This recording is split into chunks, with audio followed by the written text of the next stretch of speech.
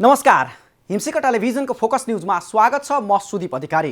दर्शक महानुभाव, तपाईले हामीलाई आफ्नो टेलिभिजन सेटसँगै हिमशिखा टेलिभिजनको युट्युब च्यानल र फेसबुकको पेजका माध्यमबाट विश्वका विभिन्न स्थानबाट पनि हेर्न सक्नुहुनेछ अनुकूल समयमा। दर्शक महानुभाव, चिकित्सकको सिफारिसमा मात्रै एन्टिबायोटिक औषधि बिक्री गर्न पाउने व्यवस्था छ, तर नेपालमा डाक्टरको सिफारिस बिनै यस्ता औषधि निर्बाध रूपमा बिक्री भइरहेको छ, जसले गम्भीर स्वास्थ्य समस्या निम्तिने जोखिम पनि बढाएको छ।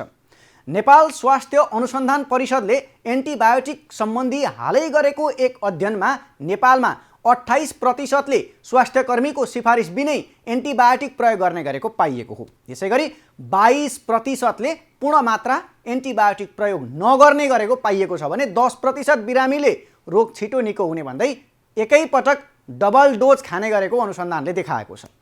चिकित्सकको सिफारिस बिना कुनै पनि औषधि बिक्री वितरण गर्न नपाउने कानुनी व्यवस्था छ। स्वास्थ्यकर्मीको सिफारिस बिना एन्टिबायोटिक जथाभावी रूपमा सही मात्रामा प्रयोग नगर्दा यसले साइड इफेक्ट गर्ने मात्रै होइन, भविष्यमा एन्टिबायोटिकले शरीरमा कामै नगर्ने अवस्था आउन सक्ने चिकित्सकहरूको चेतावनी छ। यता औषधि व्यवसायीहरू चाहिँ के भन्छन् भने बिरामीहरू पहिले प्रयोग गरिरहेको औषधिको खोल बोकेर आउँछन्, त्यही माग्छन् अनि हामीले दिन बाध्य हुन्छौँ भनेर भन्ने गरेका छन्। औषधिको नियामक निकाय औषधि व्यवस्था विभागले भने एन्टिबायोटिकको प्रयोगकै कारण कसैलाई कारबाही गरेको छैन। 85% स्वास्थ्यकर्मीले बिरामीलाई एन्टिबायोटिक सिफारिस गर्दा कम्पनीको नाम लेख्ने गरेका छन् भने 15%ले मात्रै औषधिको जेनेरिक अर्थात् वैज्ञानिक नाम लेख्ने गरेको पाइएको छ। आजको फोकस न्यूजमा यही प्रसङ्गमा हामी केन्द्रित हुनेछौँ। सुरुमा चाहिँ यो रिपोर्ट हेर्नुहोस्। एन्टिबायोटिकको जथाभावी प्रयोग, बढ्दै रेसिस्टेन्टको जोखिम।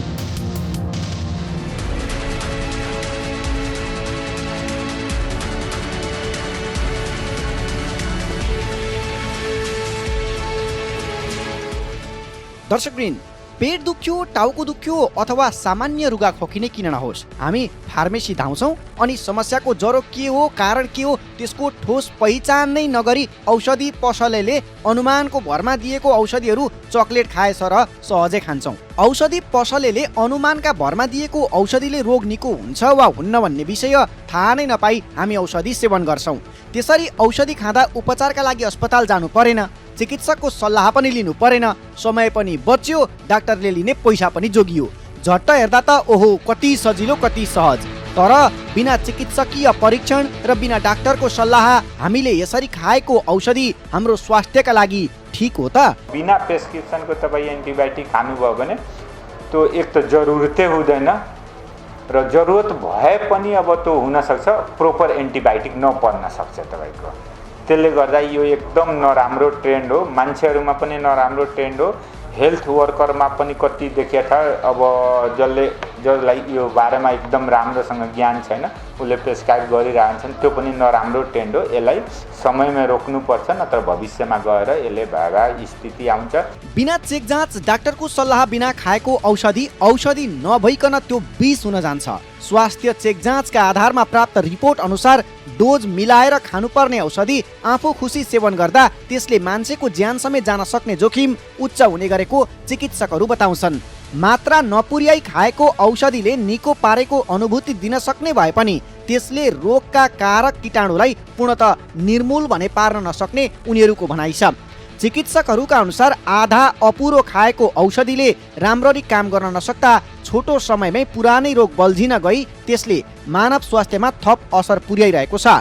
एन्टिबायोटिक औषधिको गलत प्रयोगका कारण मानिसमा त्यसको प्रभावकारिता घटेर एन्टिमाइक्रोबियल रेसिस्टेन्टको जोखिम उच्च हुँदै गएको विराटनगर स्थित एक अस्पतालका clinical pharmacist doctor Prabin Rajbanshi बताउनुहुन्छ। विश्व स्वास्थ्य सङ्गठन वर्ल्ड हेल्थ अर्गनाइजेसनको रिपोर्ट अनुसार होइन के भनेको छ भने एन्टिमाइक्रोबियल रेसिस्टेन्सले मात्रै पनि धेरै अस्पतालमा आएको बिरामीहरूको होइन चाहिने उपचार नै भइरहेको अवस्था छैन। ब्याक्टेरिया या फङ्गाई या भाइरसले चाहिँ एउटा यस्तो मेकानिजम डेभलप गरेको हुन्छ हाम्रो बडीमा, जसले गर्दाखेरि त्यो एन्टिबायोटिक्सले सम्बन्धित ब्याक्टेरिया या भाइरसलाई नै काम नगर्ने अवस्था छ। विश्व स्वास्थ्य सङ्गठनको तथ्याङ्क अनुसार संक्रमणको उपचारमा हालसम्म विश्वभर 137 वटा एन्टिबायोटिक औषधिको प्रयोग भइरहेको छ। जसमा 60 देखि 70% औषधिमा AMR अर्थात् एन्टिबायोटिक माइक्रोबियल रेसिस्टेन्स देखिएको छ।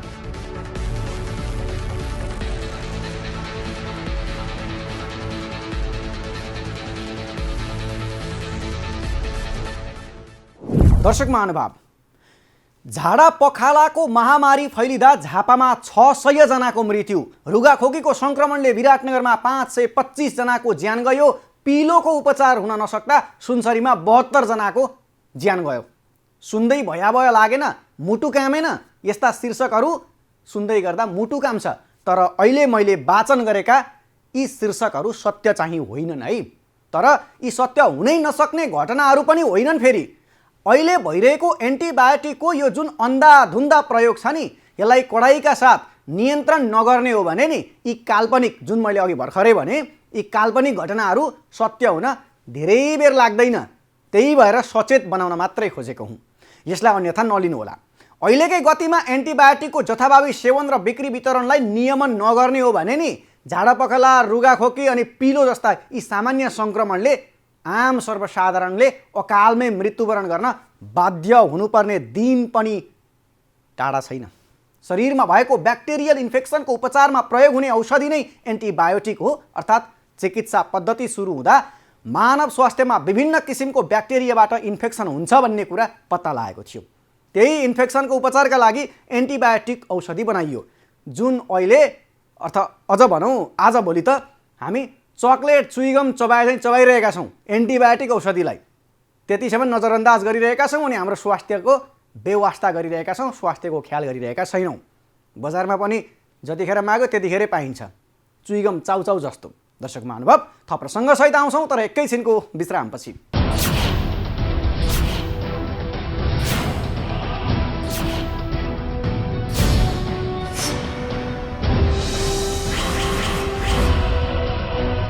विश्रामपछि फेरि पनि स्वागत छ। हिमशिखर टेलिभिजन हेर्दै हुनुहुन्छ तपाईँ अनि हिमशिखर टेलिभिजनको फोकस न्युजका बीचमा हुनुहुन्छ अहिले।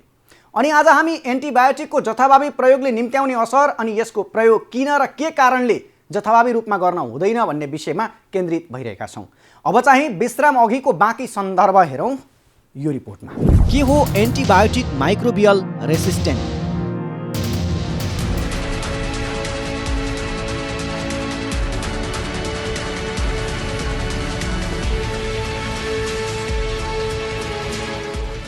एन्टिबायोटिक माइक्रोबियल रेसिस्टेन्ट बारे बुझ्नु अघि हामीले एन्टिबायोटिक के हो त्यो बुझ्न जरुरी हुन्छ।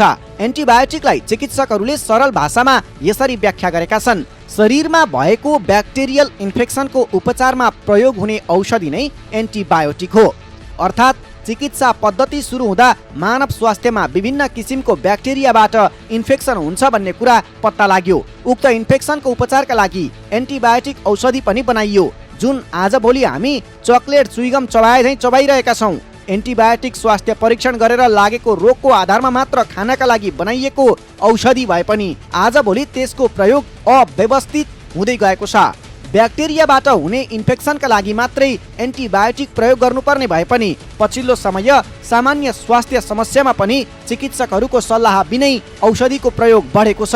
हो, यसरी बिना चिकित्सकीय परामर्श खाएको एन्टिबायोटिकले भोलिका दिनमा शरीरमा काम गर्न अथवा असर देखाउन छोड्नु नै एन्टिमाइक्रोबियल रेसिस्टेन्ट हो। एउटै एन्टिबायोटिक बारम्बार कुनै पनि अर्गेनिजमलाई एक्सपोज गर्नुभयो या लो डोजमा एक्सपोज गर्नुभयो भने त्यसको एगेन्स्टमा कसरी यो एन्टिबायोटिक्सबाट बच्ने भन्ने उपाय डेभलप गर्छ त्यसको आफ्नो जिउमा, अनि त्यसैलाई एन्टिमाइक्रोबियल रेजिस्टेन्स भन्छ। भन्नुको अर्थ के हो भने अनावश्यक रूपमा या नचाहिएको बेला या एक्सेसिभ रूपमा एउटै एन्टिबायोटिक बारम्बार युज भयो भने त्यो एन्टिबायोटिकले पछि त्यो ब्याक्टेरियाको एगेन्स्टमा काम गर्न छोड्छ। वर्षौंदेखि हुँदै आएको जथाभावी प्रयोगका कारण एन्टिबायोटिकको ब्याक्टेरिया विरुद्ध लड्ने क्षमतामा निकै ह्रास आउँदै गएको चिकित्सकहरू बताउँछन्। उनीहरूका अनुसार भाइरल इन्फेक्सन अर्थात् 3 देखि 5 दिनमा आफै निको हुने सामान्य रुगाखोकीमा समेत एन्टिबायोटिक खाने चलनका कारण पनि ड्रग रेसिस्टेन्टको जोखिम बढ्दै गएको छ। अबको दिनमा एन्टिबायोटिकले एकदमै डरलाग्दो अवस्था निम्त्याउने consultant physician doctor Muneshwar Shah बताउँछन्। नयाँ एन्टिबायोटिक नबनेको कारणले अब भएका एन्टिबायोटिकहरू चाहिँ रेजिस्ट्यान्स हुँदै गयो भने त अबको 10 वर्ष 15 वर्षपछि के अवस्था हुनेवाला छ?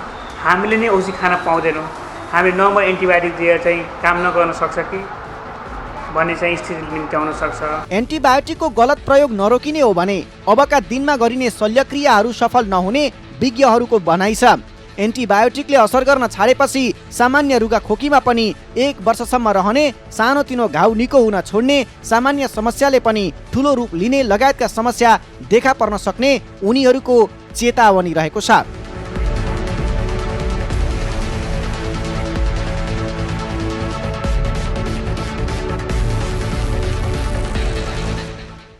हजुर दर्शक महानुभाव, चिकित्सकको सल्लाह र कुनै पनि कीटाणुको परीक्षण गरेपछि मात्र बिरामीलाई एन्टिबायोटिक औषधि दिनुपर्ने औषधि निर्देशिकामा उल्लेख छ।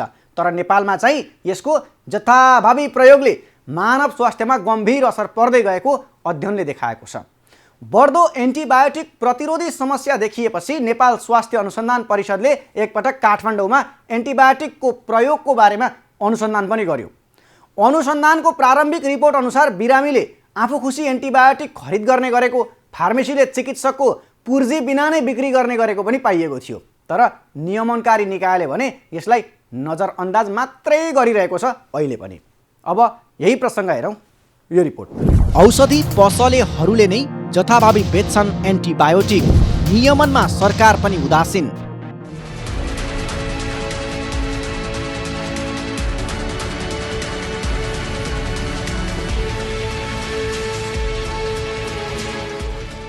दर्शकवृन्द, औषधि स्तर नियमावली 2043 को समूह खले एन्टिबायोटिक औषधिलाई प्रेस्क्रिप्सन ड्रग भनेर परिभाषित गरेको छ, जुन औषधि ऐन 2035 को दफा 17 बमोजिम चिकित्सकको अनुमति बिना बिक्री वितरण गर्न पाइँदैन।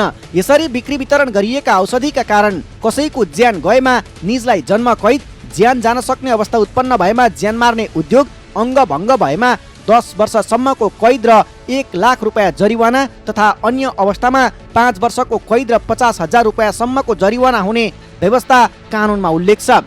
तर यसको कार्यान्वयन पक्ष भने फितलो देखिन्छ। औषधि पसलेहरूले बिना कुनै रोकटोक निर्धक्कसँग एन्टिबायोटिकको जथाभावी बिक्री वितरण गरिरहेका छन्। औषधि प्रत्यक्ष रूपमा नागरिकको जीवनसँग जोडिएको विषय भएको हुनाले पनि मानवीय नाताले बिना सल्लाह बिक्री गर्नुपर्ने बाध्यता रहेको औषधि व्यवसायी सङ्घ मोरङका उपाध्यक्ष देशबन्धु ढकाल बताउँछन्। बिरामी पक्षबाट आफै पनि मलाई चाहिँ 6 महिना अगाडि यो मलाई पिसाबमा इन्फेक्सन हुँदाखेरि मैले यो दबाई खाएको थिएँ, त्यसले गर्दाखेरि यो एन्टिबायोटिक मैले खाएको थिएँ, मलाई यही अहिले फेरि मलाई पिसाबमा इन्फेक्सन भयो अथवा छातीमा इन्फेक्सन भयो, सो द्याट मलाई यही दबाई चाहिँ दिनु न निको हुन्छ, म डक्टरकोमा जताउन जान सक्ने अवस्था मेरो छैन, आर्थिक हिसाबले म कमजोर छु, म जान सक्दिनँ भनेर बिरामी पक्षबाट चाहिँ पसलमा अनुरोध गरेको अवस्थामा खै कतै त्यस्ता खालका व्यवसायहरूले त्यो खालको एउटा मानवताको आधार हेरेर त्यो खालको औषधिहरू दिनुभएको पनि घटनाहरू चाहिँ छन्।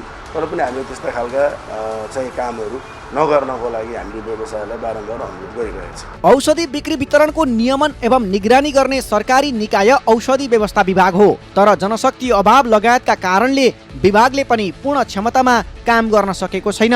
एउटै कार्यालयले 16 जिल्ला हेर्नुपर्ने बाध्यताका कारण बजार अनुगमन र औषधि बिक्री वितरणको नियमन सम्भव हुन नसकिरहेको औषधि व्यवस्था विभाग विराटनगरका निमित्त कार्यालय प्रमुख टेकेन्द्र मिश्र बताउँछन्। एउटा के छ भन्दाखेरि जनशक्तिको अभाव अनि ठाउँ ठाउँमा कार्यालय नभएको कारणले गर्दाखेरि अब 16 जिल्ला हेर्नका लागि यहाँ एउटा कार्यालय छ होइन, अनि त्यो प्रेस्क्रिप्सन बिना एन्टिबायोटिकहरूको युज भएको छ छैन भन्ने कुरा निगरानी गर्न एकदमै गाह्रो छ। यो भनेर हामी पन्सिन त मिल्दैन होइन, तर यसमा राज्यको अथवा चाहिँ रेगुलेटरी निकायको पनि दायित्व त छँदैछ। यो सँगसँगै सबभन्दा ठुलो दायित्व कस्तो हुन्छ त भन्दाखेरि स्वयं मान्छेको कारबाही भन्दा पनि औषधिको महत्त्व र प्रयोगबारे आवश्यक जनचेतनाको अभावमा एन्टिबायोटिकको जथाभावी प्रयोग बढेको कोशी प्रदेश सरकारको स्वास्थ्य मन्त्रालयले जनाएको छ। यसको नियन्त्रणका निम्ति जनचेतना नै प्रमुख विकल्प रहेको मन्त्रालयकी सचिव डाक्टर सुधा देवकोटा बताउँछिन्। उहाँहरूलाई यो बेच्नलाई कन्ट्रोल गर्ने कुरा चाहिँ डिडिएले मतलब औषधि व्यवस्था विभागले गर्छ। अब हामीले चाहिँ नगर्नु है, प्रयोगै नगर्नु भनेर आवश्यकता अनुसार मात्रै प्रयोग गर्नु, प्रयोगै नगर्नु भन्दा पनि आवश्यकता अनुसार मात्रै प्रयोग गर्नु भनेर एउटा चेतना फैलाउनको लागि चाहिँ हामीसँग सूचना प्रवाह गर्नको लागि बजेट छ।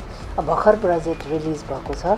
त्यो भएमा चाहिँ हामी हरेक 14वटै जनस्वास्थ्य कार्यालय हाम्रो जिल्ला स्वास्थ्य कार्यालयहरू मार्फत एउटा रेडियो एफएमहरूबाट चाहिँ एन्टिबायोटिक यसको के उपयोगिताहरू के छन् र यसले चाहिँ हामीले जुन पाएँ ऱ्यासनल युज गर्नाले के बेफाइदाहरू हुनसक्छ भन्ने कुरामा चाहिँ यो एउटा टपिकमा चाहिँ हामी अवश्य पनि प्रोग्राममा भाग लिएर जान्छौँ। एन्टिबायोटिक सदुपयोगको बारेमा जानकारी गराउने योजनाका साथ 5 वर्ष अघि सरकारले राष्ट्रिय एक्सन प्लान बनाएको थियो। सो प्लान कार्यान्वयनका निम्ति स्वास्थ्य सचिवको संयोजकत्वमा सरकारले टेक्नोलोजी समिति समेत बनायो, तर हाल उक्त समिति पनि निष्क्रिय बनेको छ।